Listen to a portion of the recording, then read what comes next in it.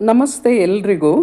ಈ ವಿಡಿಯೋನಲ್ಲಿ ಸಿಂಗೋನಿಯಂ ಗಿಡವನ್ನು ಹೇಗೆ ಕೇರ್ ಮಾಡಬೇಕು, ಅದನ್ನು ಬೆಳೆಸುವಂತಹ ವಿಧಾನವನ್ನು ಈ ವಿಡಿಯೋನಲ್ಲಿ ನಿಮ್ಮ ಜೊತೆ ನಾನು ಶೇರ್ ಮಾಡ್ತಿದ್ದೀನಿ.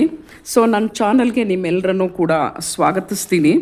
ಸಿಂಗೋನಿಯಂ ತುಂಬ ಈಸಿಯಾಗಿ ಬೆಳೆಸುವಂತಹ ಒಂದು ಆರ್ನಮೆಂಟಲ್ ಇಂಡೋರ್ ಗಿಡ. ಈ ಗಿಡ ತುಂಬ ಫಾಸ್ಟಾಗಿ ಬೆಳೆಯುತ್ತೆ ಮತ್ತು ಲೋ ಮೇಂಟೆನೆನ್ಸ್ ಗಿಡನೂ ಕೂಡ. ಬಿಗಿನರ್ಸ್ ಬೆಳೆಸೋದಕ್ಕಂತೂ ಇದು ಒಳ್ಳೆ ಗಿಡ, ಯಾಕಂದರೆ ಕಡಿಮೆ ಕೇರ್ನಲ್ಲೇ ಫಾಸ್ಟಾಗಿ ಬೆಳೆಸುವಂತಹ ಗಿಡ ಇದು.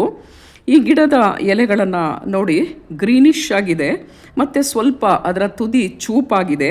ಅಂದರೆ ಇದು ಹೇಗಿದೆ ಅಂತ ಹೇಳಿದ್ರೆ ಬಾಣದ ತುದಿಯ ತರಹ ಇದರ ಆಕಾರ ಇದೆ. ಅದಕ್ಕೋಸ್ಕರನೇ ಇದನ್ನು ಆ್ಯರೋ ಹೆಡ್ ಪ್ಲಾಂಟ್ ಅಂತ ಕರೀತಾರೆ. ಕೆಲವು ಎಲೆಗಳಂತೂ ನೋಡಿ ಡಿವೈಡ್ ಆಗಿಬಿಟ್ಟು ಹಲವಾರು ಭಾಗಗಳಂತೆ ಕಾಣಿಸ್ತಾ ಇದೆ.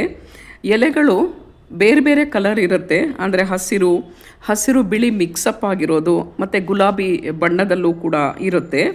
ನೀವೇನಾದರೂ ಇಂಡೋರ್ನಲ್ಲಿ ಗಿಡನ ಬೆಳೆಸೋದಾದರೆ ಕಿಟಕಿ ಹತ್ತಿರ ಇಟ್ಟರೆ ತುಂಬ ಚೆನ್ನಾಗಿ ಬೆಳೆಯುತ್ತೆ.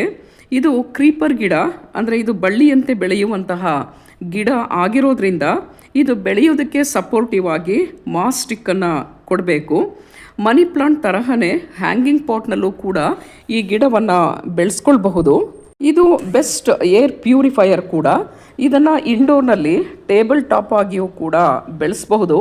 ಮನೆಯ ಒಳಗಡೆ ಈ ಪಾಟನ್ನು ಇಟ್ಬಿಟ್ರಂತೂ ಮನೆ ತುಂಬ ಅಲಂಕಾರಿಕವಾಗಿ ಕಾಣಿಸುತ್ತೆ. ಇದರಲ್ಲಿ ತುಂಬ ವೆರೈಟೀಸ್ ಬರುತ್ತೆ, ಕಲರ್ಸ್ ಇದೆ, ಆದರೆ ಕೇರ್ ಮಾತ್ರ ಒಂದೇ ರೀತಿ ಇರುತ್ತೆ.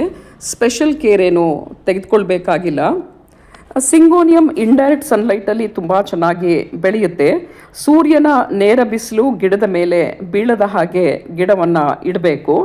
ಡೈರೆಕ್ಟ್ ಬಿಸಿಲಲ್ಲಿ ಗಿಡವನ್ನು ಇಟ್ಬಿಟ್ರೆ ಎಲೆಗಳೆಲ್ಲ ಸುಟ್ಟು ಹೋಗಿಬಿಡುತ್ತೆ.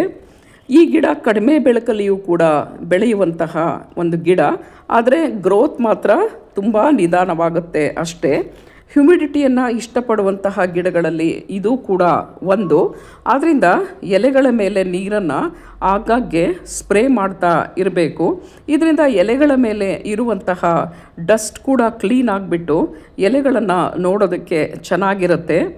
ಅಥವಾ ಈ ಗಿಡವನ್ನು ಬೇರೆ ಗಿಡಗಳ ಪಕ್ಕ ಇಟ್ಟರೂ ಕೂಡ ಗಿಡಕ್ಕೆ ಹ್ಯುಮಿಡಿಟಿ ಕ್ರಿಯೇಟ್ ಆಗೋದ್ರಿಂದ ಗಿಡದ ಗ್ರೋತ್ ಕೂಡ ತುಂಬ ಫಾಸ್ಟಾಗಿ ಇರುತ್ತೆ. ಈ ಗಿಡಕ್ಕೆ ಸುಲಭವಾಗಿ ನೀರು ಹೊರ ಹೋಗೋದಕ್ಕೆ ಫಲವತ್ತಾದಂತಹ ಮಣ್ಣನ್ನು ಹಾಕಬೇಕು. ಆದ್ದರಿಂದ ಮಣ್ಣು, ಕೋಕೋಪೀಟ್ ಅಥವಾ ಮರಳು ಮತ್ತು ಗೊಬ್ಬರವನ್ನು ಸಮ ಪ್ರಮಾಣದಲ್ಲಿ ಹಾಕಬೇಕು. ಇದಕ್ಕೆ ಸ್ವಲ್ಪ ನೀಮ್ ಕೇಕ್ ಪೌಡರನ್ನಾಗಲಿ ಅಥವಾ ಬೇವಿನ ಎಲೆಗಳನ್ನೇ ಆಗಲಿ ಮಿಕ್ಸ್ ಮಾಡಬಹುದು. ಆಗ ಫಂಗಸ್ ಗಿಡಕ್ಕೆ ಆಗೋದಿಲ್ಲ. ಈ ಗಿಡಕ್ಕೆ ಹೆಚ್ಚು ನೀರಿನ ಅವಶ್ಯಕತೆಯೂ ಕೂಡ ಇಲ್ಲ. ಮಣ್ಣಿನ ಮೇಲ್ಭಾಗ ಒಣಗಿದಾಗ ಮಾತ್ರ ಗಿಡಕ್ಕೆ ನೀರನ್ನು ಹಾಕಿ, ಆದರೆ ಬೇಸಿಗೆ ಕಾಲದಲ್ಲಿ ಮಾತ್ರ ವಾರಕ್ಕೆ 2 ಅಥವಾ 3 ಸಲ ನೀರನ್ನು ಹಾಕಲೇಬೇಕು. ಆದರೆ ಮಣ್ಣಿನ ಮೇಲೆ ನೀರು ನಿಲ್ಲದ ಹಾಗೆ ನೋಡ್ಕೊಳ್ಳಿ. ಮಣ್ಣಿನ ಮೇಲೆ ನೀರು ನಿಂತುಬಿಟ್ರೆ ಇದರ ಬೇರುಗಳು ಬೇಗ ಕೊಳ್ತು ಹೋಗಿಬಿಡ್ತವೆ. ಇದಕ್ಕೆ ಹೆಚ್ಚು ಗೊಬ್ಬರವನ್ನು ಕೂಡ ಹಾಕುವಂತಹ ಅವಶ್ಯಕತೆ ಇಲ್ಲ. ತಿಂಗಳಿಗೊಮ್ಮೆ ಯಾವುದಾದ್ರೂ ಆರ್ಗ್ಯಾನಿಕ್ ಕಾಂಪೋಸ್ಟನ್ನು ಅಥವಾ ದ್ರವರೂಪದ ಗೊಬ್ಬರವನ್ನು ಹಾಕಬಹುದು. ಈ ಗಿಡಕ್ಕೆ ಟೀ ಕಾಂಪೋಸ್ಟನ್ನು ಹಾಕಿದ್ರೆ ತುಂಬ ಚೆನ್ನಾಗಿ ಗಿಡದ ಎಲೆಗಳು ಬರುತ್ತೆ. ಇದರ ಪ್ರೊಪಗೇಷನ್ ಹೇಗೆ ಮಾಡ್ಕೊಳ್ಳೋದು ಅಂತ ಅಂದರೆ ಇದು ತುಂಬ ಸರಳ. ಇದರ ಪ್ರೊಪಗೇಷನ್ ಮಾಡ್ಕೊಳ್ಳೋದು, ಇದರ ಸ್ಟೆಮ್ ಕಟ್ಟಿಂಗನ್ನು ತೆಗೆದುಕೊಂಡು ಎಟ್ಲೀಸ್ಟ್ ಅದರಲ್ಲಿ 2 ರಿಂದ 3 ನೋಟ್ಸ್ ಇರೋ ಹಾಗೆ ಆ ಸ್ಟೆಮ್ ಕಟ್ಟಿಂಗನ್ನು ತಗೊಂಡು ಅದನ್ನು ನೀರಿನಲ್ಲಾಗಲಿ ಅಥವಾ ಮಣ್ಣಿನಲ್ಲೇ ಆಗಲಿ ಈ ತರಹ ನೆಟ್ಬಿಟ್ರೆ ಕೆಲವೇ ವಾರಗಳಲ್ಲಿ ಬೇರುಗಳು ಬರುತ್ತೆ. ನೋಡಿ, ಈ ಸ್ಟೆಮ್ ಕಟ್ಟಿಂಗ್ನಲ್ಲಿ 2 ಅಥವಾ 3 ನೋಟ್ಸ್ ಇದೆ. ಇದನ್ನು ಮಣ್ಣಿನಲ್ಲಿ ಹಾಕಿದ್ರೆ ಸಾಕು, ಕೆಲವು ವಾರಗಳಲ್ಲಿ ಬೇರುಗಳು ಬರುತ್ತೆ. ಆಮೇಲೆ ಬೇಕಾದರೆ ಅದನ್ನು ಬೇರೆ ಪಾಟ್ಗೆ ಹಾಕ್ಕೊಳ್ಬಹುದು.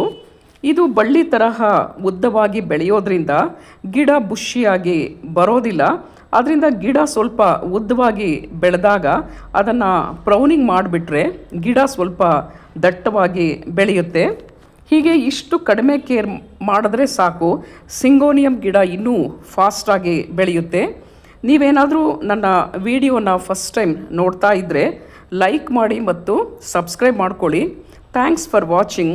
C you in next ornamental video. Until then, take care.